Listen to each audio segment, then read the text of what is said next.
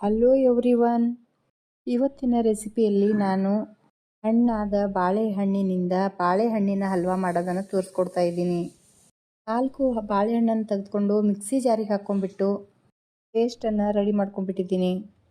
ಈಗ ಒಂದು ಕಡಾಯಿಯನ್ನು ಇಟ್ಬಿಟ್ಟು ಅದಕ್ಕೆ 2 ಚಮಚದಷ್ಟು ತುಪ್ಪನ ಹಾಕ್ಕೊಂಡ್ಬಿಟ್ಟು ಗ್ರೈಂಡ್ ಮಾಡ್ಕೊಂಡಿರುವ ಪೇಸ್ಟನ್ನು ಕಡಾಯಿಗೆ ಸುರ್ಕೊಂಡ್ಬಿಟ್ಟು ಕೈ ಬಿಡದೆ ಚಮಚನ ಆಡಿಸ್ತಾ ಹೋಗ್ತಾ ಇದ್ದೀನಿ. ಬೇರೆ ಬೌಲ್ಗೆ ಸ್ವಲ್ಪ ತುಪ್ಪನ ಹಾಕ್ಕೊಂಡ್ಬಿಟ್ಟು 1 ಮುಷ್ಟಿಯಷ್ಟು ಗೋಡಂಬಿಯನ್ನು ಫ್ರೈ ಮಾಡ್ಕೊಂಡ್ಬಿಟ್ಟಿದ್ದೀನಿ. ಗೋಡಂಬಿಯನ್ನು ಪಕ್ಕಕ್ಕೆ ಇಟ್ಕೊಂಡ್ಬಿಟ್ಟು ಮತ್ತೆ 2 ಚಮಚದಷ್ಟು ತುಪ್ಪನ ಹಾಕ್ಕೊಂಡ್ಬಿಟ್ಟು ಪೇಸ್ಟನ್ನು ಚೆನ್ನಾಗಿ ಹುರಿದ್ಕೊಳ್ತಾ ಹೋಗ್ತಾ ಇದ್ದೀನಿ.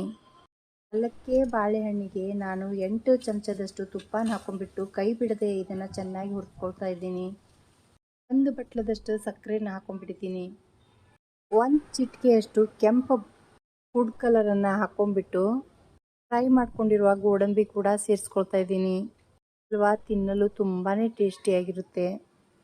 ಇದೀಗ ಆಗಿದೆ. ಒಂದು ತಟ್ಟೆಯಲ್ಲಿ ಒಂದು ಬಟರ್ ಪೇಪರನ್ನು ಕಟ್ ಮಾಡ್ಕೊಂಡು ಹಾಕ್ಕೊಂಡ್ಬಿಟ್ಟು ಈ ಹಲ್ವಾನ ಅದಕ್ಕೆ ಸುತ್ಕೊಂಡ್ಬಿಡ್ತಾ ಇದ್ದೀನಿ.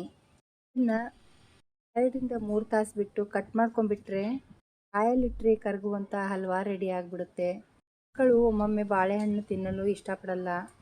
ಅದಕ್ಕಾಗಿ ಈ ಥರ ಮಾಡಿಕೊಟ್ರೆ ತುಂಬಾ ಇಷ್ಟಪಟ್ಟು ತಿಂತಾರೆ.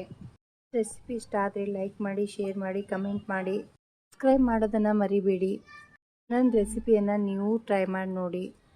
Thank you for watching.